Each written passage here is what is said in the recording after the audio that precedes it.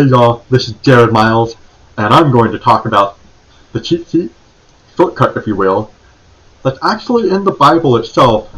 It's very practical on how to build wealth and investing. Great summary. I'm going to dive right into it. While they were listening to this, he went on to tell them a parable, because he was near Jerusalem, and the people thought that the kingdom of God was going to appear at once. He said, "A man of noble birth went to a distant country to have himself appointed king and then to return." So that right there, we have time in the market is a winning strategy. Don't expect things to happen all at once. So he called 10 of his servants and gave them 10 minas. "Put this money to work," he said, "until I come back." But his subjects hated him and sent a delegation after him to say, "We don't want this man to be our king." He was made king, however, and returned home. Then he sent for the servant to whom he had given the money in order to find out what they had gained with it. So this is a subtle key point here. Even though you're going to take time away, you're not going to be looking at the market every 1 second or minute or whatever. Even with a long journey, you should still come back and track what you got after a long journey. The first one came and said, "Sure, your mina has earned 10 more. Well done, my good servant," said his master. "Because you have been trustworthy in a very small matter, take charge of 10 cities." The second came and said, "Sure, your mina has earned 5 more."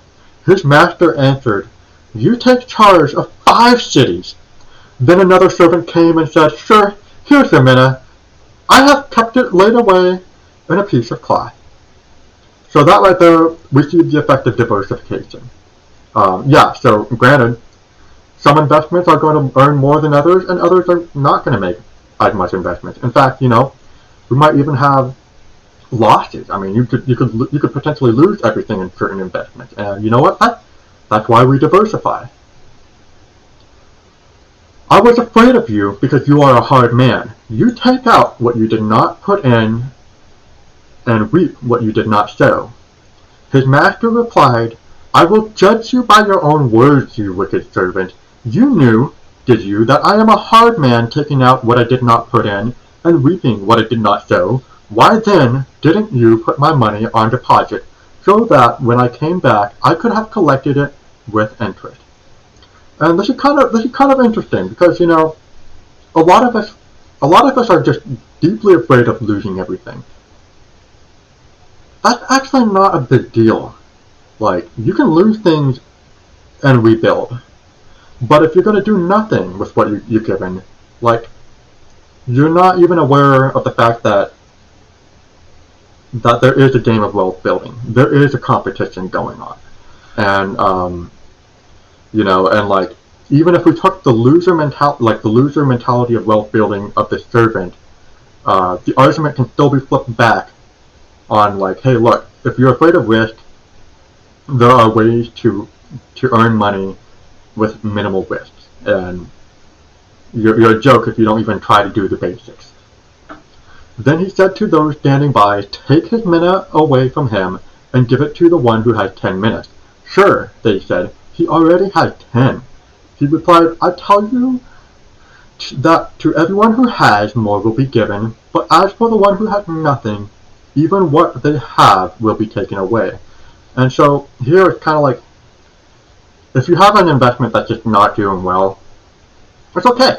Cut your losses and just put it in an investment that have been reliable, and that is also a winning strategy. Like, focus on what you are good at on investing. "But those enemies of mine who did not want me to be king over them, bring them here and kill them in front of me." Execution, y'all. And some of you might think this is harsh, like, oh my goodness, this is in the Bible, like, that's crazy. Well, yeah, it's even if you're not religious, like, there's a competition. There's survival of the fittest. Like, that's a real thing. And if you're not playing the game, you're gonna be wiped out. Like, we got this right here in the Bible, and and if you take it from like a scientific standpoint, survival of the fittest, the weak tend to be thinned out evolutionary. Like, you don't want to be weak. Why would you want to be weak?